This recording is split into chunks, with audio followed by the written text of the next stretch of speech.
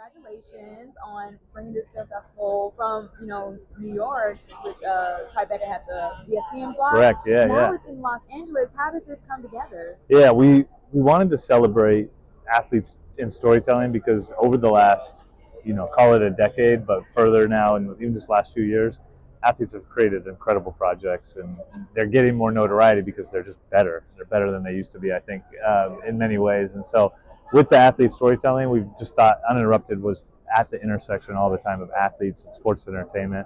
So we wanted to create a moment to celebrate all that. And so this is really the start of it, and we're going to do this every year, and it's going to get bigger and bigger as we go. Well, a lot of media outlets are having massive layoffs right now. It's really hard to keep staff together. So how do you keep your team motivated?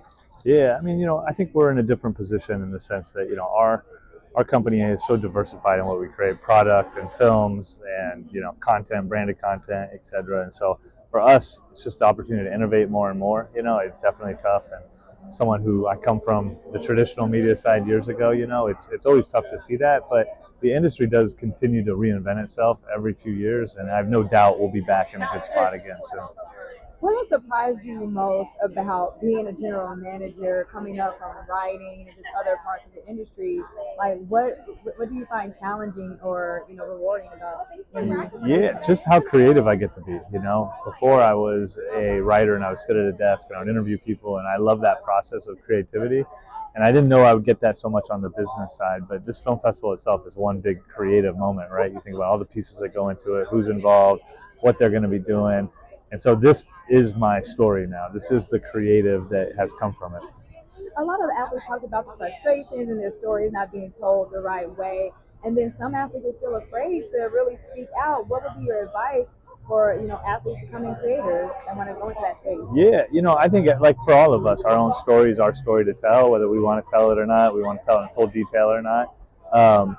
We never want to feel like everybody has a story to tell, right? We all personally have our own versions of stories. But for those of us who have had the opportunity to share our story and tell our story, that feeling you get, that feeling of being heard, that feeling of being seen, we want athletes to be included in that process. A lot of times we only see them on the court or on the field. You hear one side of their story from a certain angle, but to be able to see the whole story, there's biographies and there's autobiographies, and we want to make space for both.